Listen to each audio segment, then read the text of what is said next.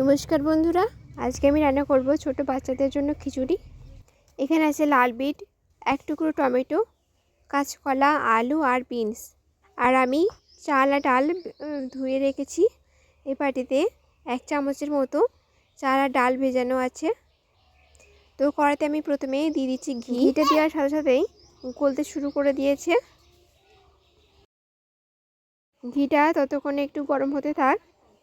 অপরদিকে আমি 5 ফোড়ন থেকে মৌরি বেছে রেখেছিলাম, মৌরিটা এবার ফোড়ন দিয়ে দেব। মৌরিটা ঘিয়ের সাথে সামান্য ভেজে নিচ্ছি। এরপর সবজিগুলো দিয়ে দিচ্ছি। টমেটো বাদে যে কটা সবজি কেটে রেখেছি এগুলো সব দিয়ে ভেজে নেব ঘিয়ের সাথে। এর মধ্যে সামান্য দিচ্ছি লবণ ও হলুদটা দিয়ে ঘিয়ের সাথে নাড়াচাড়া করে ভেজে নেব। এইটা যেহেতু বাচ্চাদের খাবার, বেশি এখানে ভাজবার একদম প্রয়োজন নেই। লাল করে ভাজতে যাব না, সামান্য একটু উল্টে পাল্টে ভেজে নেব। হালকা ভেজে নিচ্ছি। এখন টমেটোটা দিয়ে দিচ্ছি। এরপর যে চাল ডালটা ধুয়ে রেখেছিলাম সেটা দিয়ে দিলাম। এবার খুন্তি দিয়ে আর একটু নাড়াচাড়া করে নেব, তারপরে জল দিয়েই সিদ্ধ করে ফেলবো।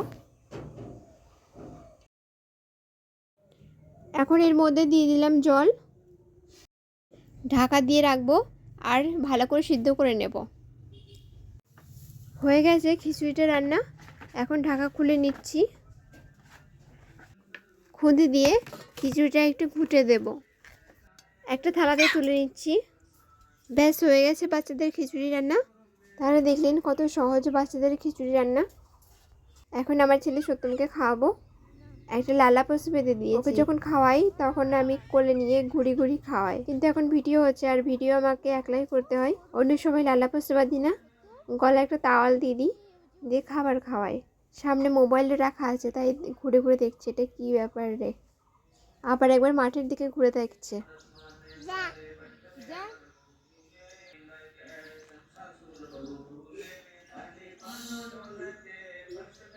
ভয় দেখো তো, ভয় দেখো তো।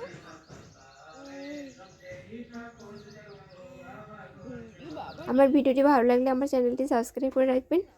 ভিডিওটি পুরোটি দেখার জন্য ধন্যবাদ।